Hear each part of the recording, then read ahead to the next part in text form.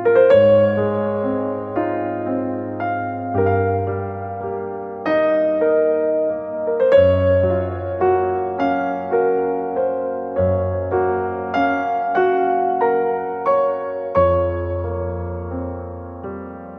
saudara sekalian, bersyukur hari ini kita boleh kembali ketemu. Dan hari ini kita akan belajar masih topik-topik kitab PL. Dan hari ini kita akan bahas masalah sabat. Jadi kalau kemarin di video yang lalu kita sudah belajar apa itu sunat dan semuanya.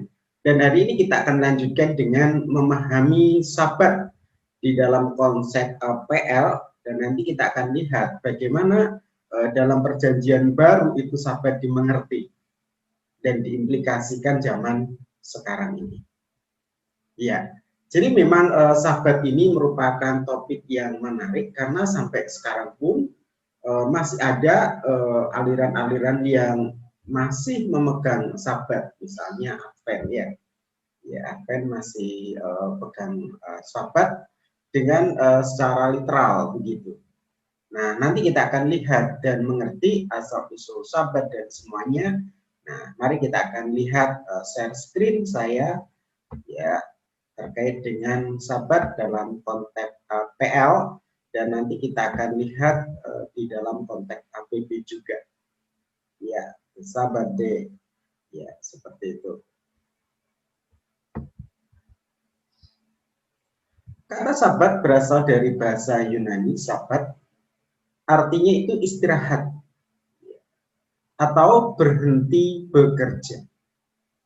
Dari kata sabat muncullah sabaton. Ya, perhentian ini kalau ini kata benda ya. Perhentian atau peristirahatan. Saudara bisa lihat di dalam Hosea pasal 7 ayat 4, Ayub pasal 32 ayat 1, Kejadian 8:22 dan Yosua 5 ayat 12. Jadi secara umum sabat itu artinya berhenti bekerja.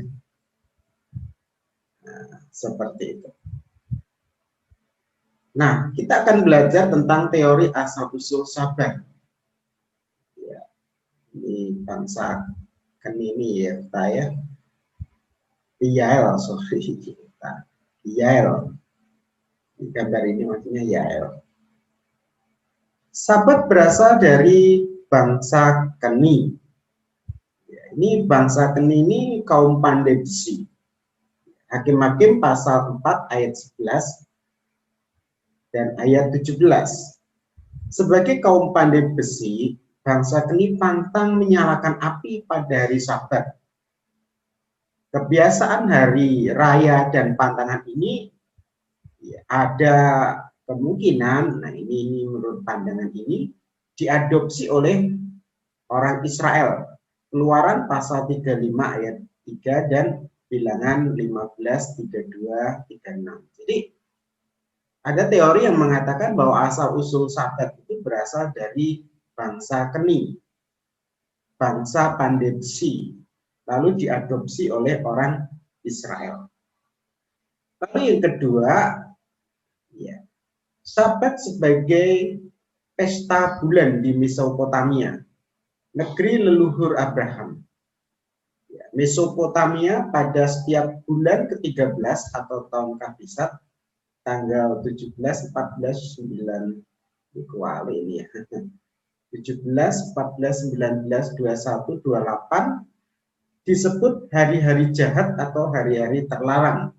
Pada hari itu raja, imam, dan karyawan berhenti bekerja agar tidak durhaka pada dewa. Ini Mesopotamia ya.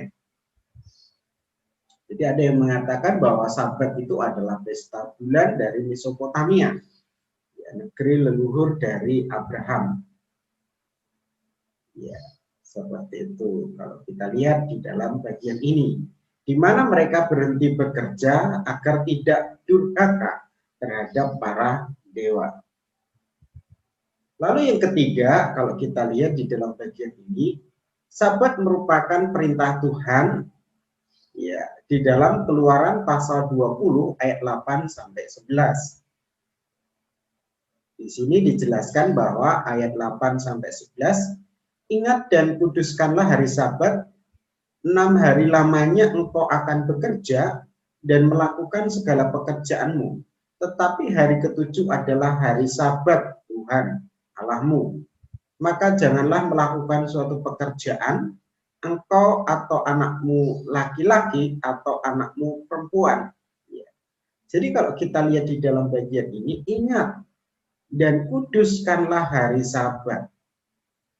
Karena ya 6 hari sudah bekerja dan hari ketujuh adalah hari Sabat. Ya, berhenti untuk Tuhan. Ya, ini secara esensi memang Sabat itu kan berhenti berarti memang mengkhususkan hari Sabat itu untuk Tuhan. Nah, seperti itu.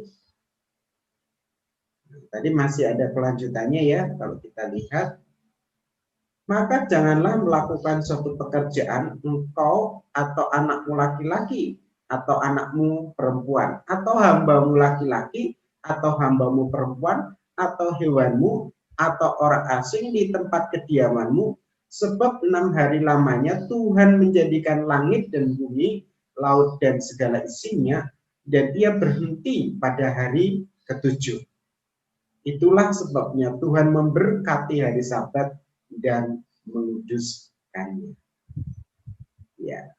Jadi kalau kita lihat dasar yang dipakai di ayat di atas adalah kisah penciptaan, di mana 6 hari Tuhan menciptakan dan hari ketujuh Tuhan memberkati dan menguduskan. Ya, kalau kita lihat kan gitu tadi. Ya.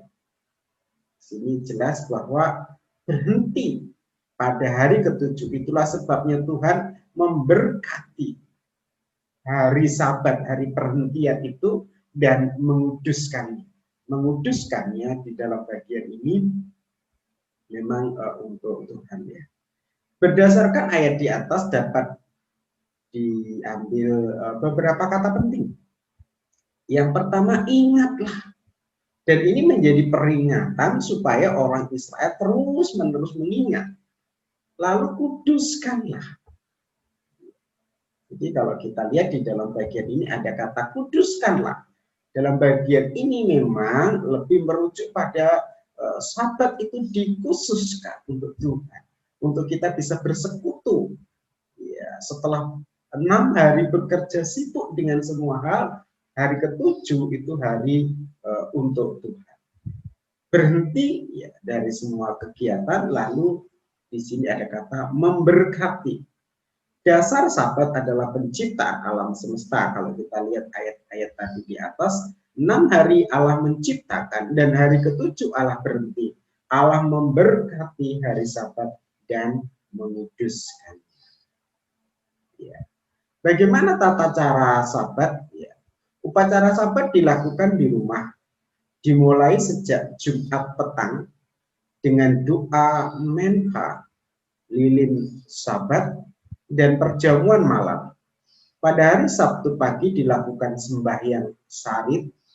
Ya, upacara ketiga adalah upacara pelepasan Sabat pada Sabtu sore dengan doa arbit.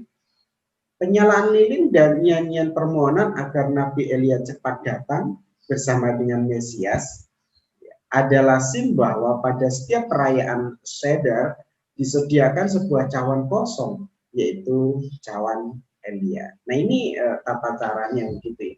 Nah memang kalau kita lihat ada perbedaan antara kita dengan Israel ya. Kalau kita itu sehari itu mulai jam 12 malam, jam 1 pagi, sampai lagi nanti jam 12 malam. Tetapi kalau orang Israel tidak mulai petang, jadi kalau ini Sabat berarti Jumat petang sampai Jumat. Jadi waktu matahari terbenam sampai besoknya waktu matahari terbenam juga, sehingga Jumat malam sampai Sabtu petang atau Sabtu malam ya, seperti itu. Nah ini tata caranya. Nah mari kita akan lihat bagaimana dalam PL konsep ini kita perdalam lagi.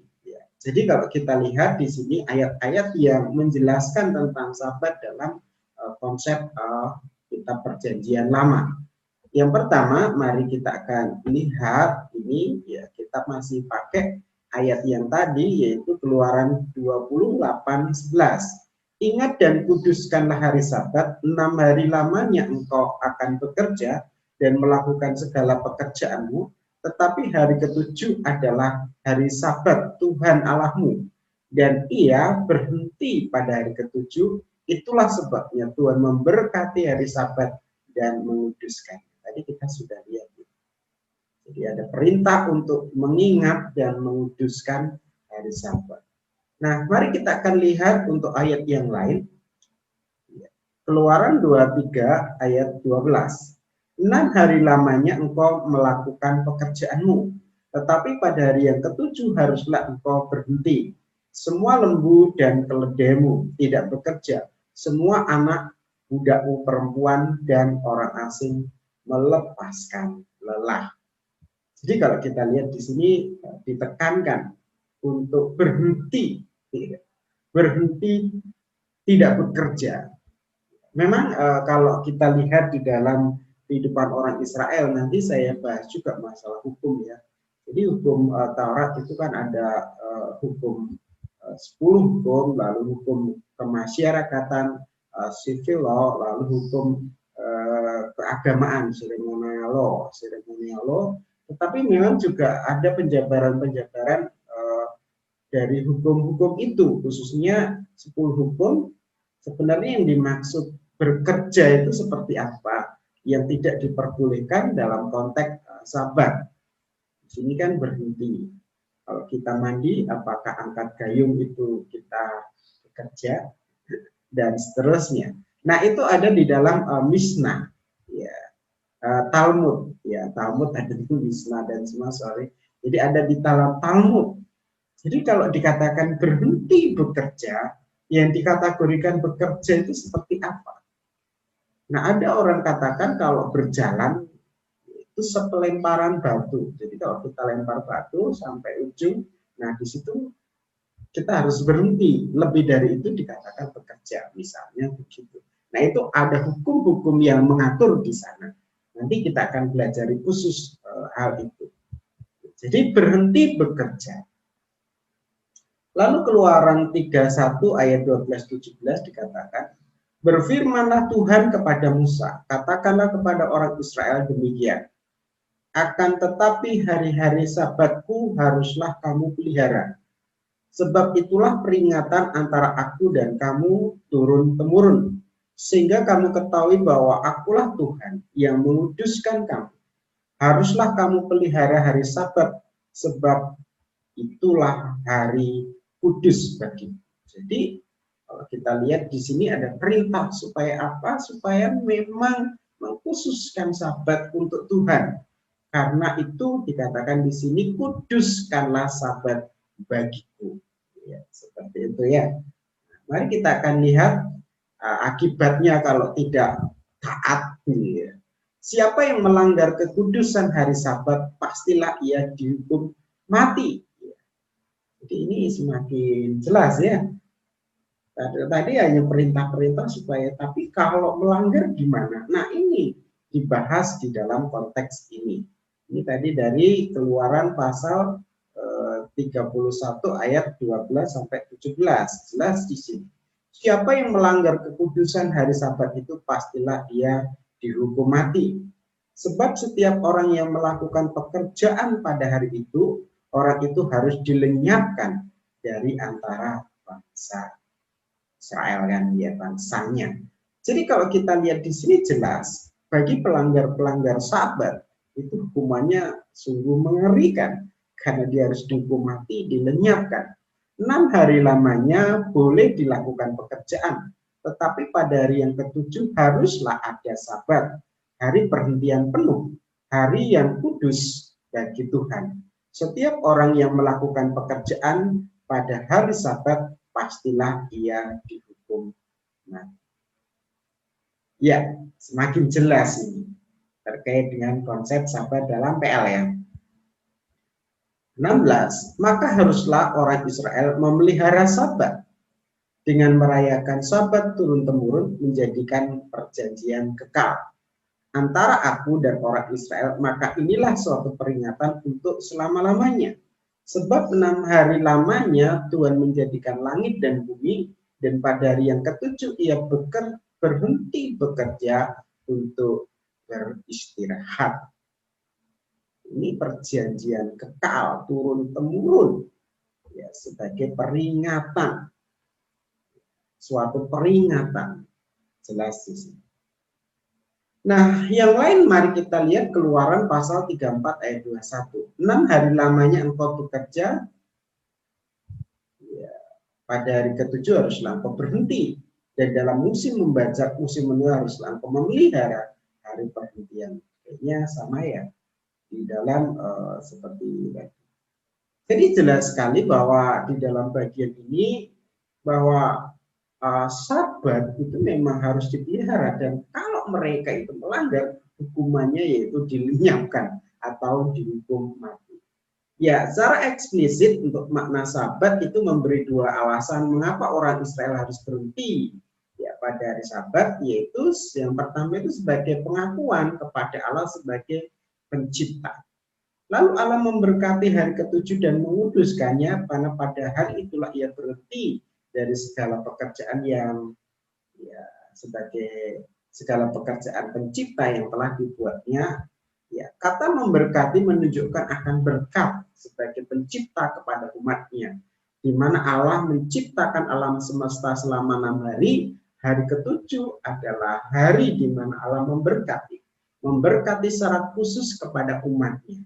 Nah, berkat di dalam bagian ini juga tidak berarti hanya berkat jasmani, tetapi di dalam bagian ini juga dipahami bahwa berkat ini merujuk pada persekutuan.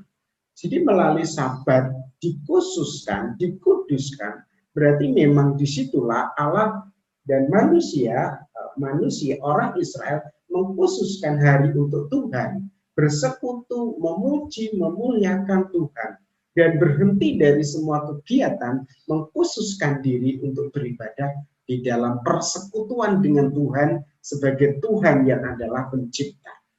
Ya, jadi seperti itu. Mari kita lihat yang kedua, itu pengakuan bahwa Allah sebagai penyelamat. Perintah Allah kepada bangsa Israel untuk berhenti pada hari Sabat bertujuan supaya mereka mengingat bahwa dulu mereka adalah budak di Mesir, dan Allah telah melepaskan mereka keluar dari perbudakan tersebut dengan tangan yang kuat dan lengan yang terkacung. Nah, dalam Keluaran di atas jelas sekali ada perjanjian antara Allah dengan umat yang harus diperingati secara turun-temurun, yang di dalamnya itu ada pengakuan bagaimana Allah yang luar biasa telah memimpin mereka, ya, telah menyelamatkan mereka dari segala hal.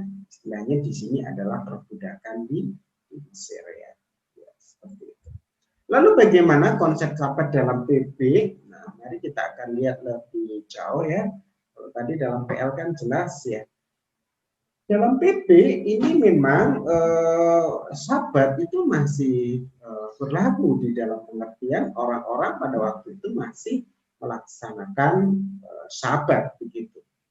Jadi mereka masih menjalankan tradisi Sabat seperti yang memang ditekankan di dalam kitab PL. Nah, seperti itu. Mari kita lihat Matius 12 ayat 78.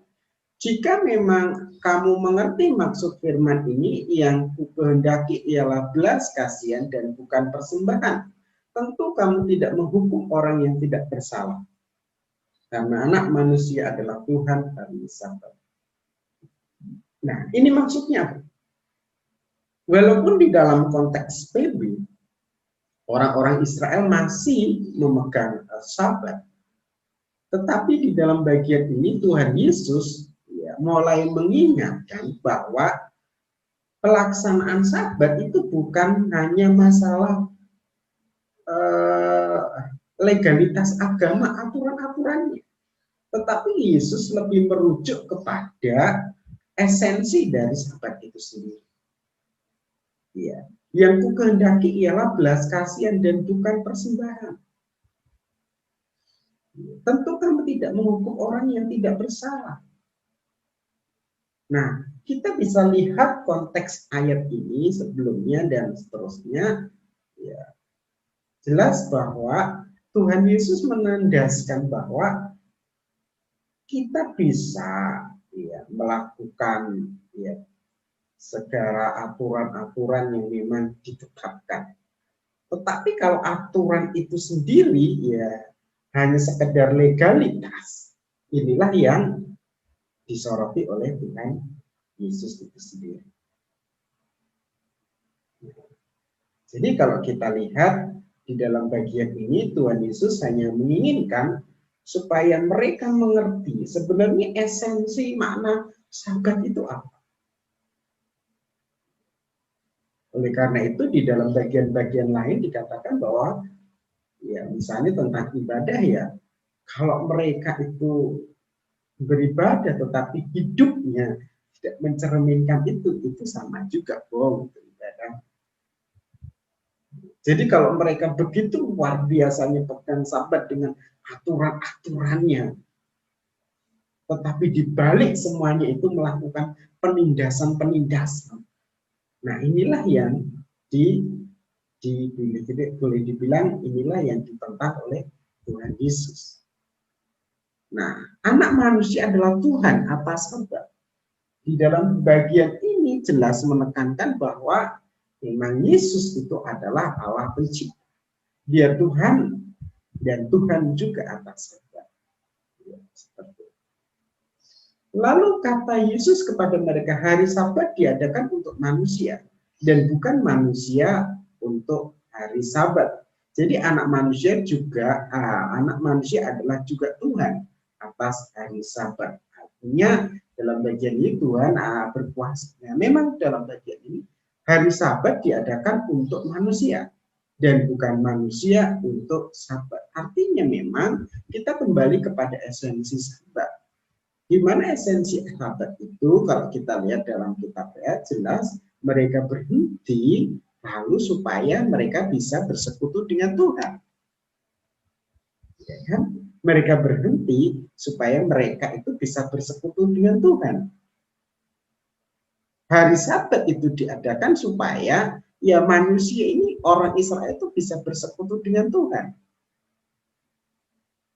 Ya kan? Nah, sekarang hal itu terjadi kebalikannya untuk orang Israel. Orang Israel lebih menekankan aturan-aturan itu, lebih menekankan legalitas agamanya. Ya, sehingga mereka lupa akan esensi Sabat untuk bisa bersekutu dengan Allah. Mereka sibuk dengan aturan-aturannya. Ayo, kamu sudah melanggar, kamu ini selalu melihat orang. Nah, inilah yang boleh dibilang dikritik oleh Tuhan. Ya, dikritik oleh Tuhan. Nah, mari kita akan lihat lebih jauh. Ya, ternyata sudah selesai. Nah, di beberapa ayat lain katakan bahwa waktu murid Tuhan Yesus mengambil gandum, ya, orang-orang Farisi mengeluh, kenapa ambil gandum? Itu kan bekerja, ya kan? Lalu waktu Tuhan Yesus menyembuhkan orang pada hari Sabat, diprotes, kenapa kamu menyembuhkan hari Sabat? Pada hari lain, 6 hari. Ya, itu diprotes kan? Nah, dan Tuhan Yesus katakan bahwa, ya, mencela mereka karena apa? Loh, kalau, ya, kalau kamu jatuh pada hari Sabat, kamu kan tetap mengambil itu dan begitu, mengambil itu. Jadi yang diributkan oleh orang-orang Farisi dan orang-orang pada waktu itu adalah, ya, aturan-aturan Sabat, legalitas agama, ya, legalisme agama. Jadi aturan-aturan dalam legalitas agama inilah yang diributkan. Mereka begitu sibuk dengan tidak boleh ini, tidak boleh itu, tidak boleh ini, tidak boleh itu. Mereka lupa sebenarnya esensi Sabat itu adalah, ya, ya, sabat itu dibuat untuk apa? Untuk manusia atau umat Israel atau kita semua itu untuk mengkhususkan diri untuk beribadah kepada, ya, mendekat kepada. Setelah 6 hari bekerja, nah hari ke-7 ya dikuduskan untuk Tuhan.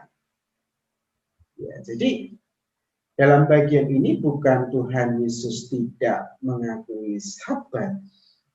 Tuhan Yesus mengakui adanya Sabat, tetapi Tuhan Yesus ingin menekankan supaya orang Israel tidak jatuh pada ya aturan-aturan Sabat tadi yang sebenarnya dibuat oleh manusia. Ini aturan-aturan. Tuhan Yesus lebih menekankan pada ya esensi Sabat. Baiklah kita mengerti Sabat itu bukan aturan-aturannya, tetapi Sabat itu merujuk pada ya bersekutu dengan Tuhan, berhenti bekerja untuk bersekutu dengan Tuhan. Dari ayat-ayat di atas, Tuhan Yesus tidak meniadakan Sabat. Tuhan Yesus menekankan bahwa yang terpenting dari Sabat bukan aturan-aturan legalitas agama, namun Tuhan Yesus menekankan bahwa makna Sabat lain terpenting, di mana dengan Sabat umat Israel bersekutu dengan Allah secara pribadi. Umat Israel dapat mengingat pemeliharaan Allah yang luar biasa. Dan dengan Sabat itu orang bersekutu dan mengingat pertolongan Allah yang luar biasa. Sehingga mereka bisa bersekutu dan bersyukur pada Tuhan. Nah, itulah yang perlu dimaknai dari Sabat itu. Jadi kesimpulannya, Sabat dalam PL memang kalau kita lihat itu yang dilakukan oleh orang-orang Yahudi, maksudnya bukan Sabat dalam kitab PL. Sabat dalam PL ini Sabat dalam perjanjian lama yang dilakukan oleh orang Yahudi ini kayaknya lebih menekankan pada legalitas, aturan-aturan, tuntutan-tuntutan begitu. Sedangkan di dalam PB Tuhan Yesus lebih menekankan pada makna Sabat itu bukan lebih ke aturan-aturannya, tapi bagaimana kita memaknai Sabat, di mana berhenti bekerja untuk mengkhususkan diri untuk Allah. Sabat bagi orang percaya ya kita bersekutu dengan Tuhan dan mengagungkan Dia dalam ibadah. Setelah 6 hari kita bekerja, hari ke-7 kita ya, beristirahat. Ya, beristirahat di dalam pengertian kita mengkhususkan hari itu untuk Tuhan, untuk kita bisa bersekutu, beribadah setelah 6 hari kita bekerja. Jadi itu mengenai makna Sabat. Ya, saya rasa itu yang bisa saya sampaikan untuk Sabat. Ya, kiranya ini bisa menambah wawasan saudara. Terima kasih banyak. Tuhan Yesus memberkati.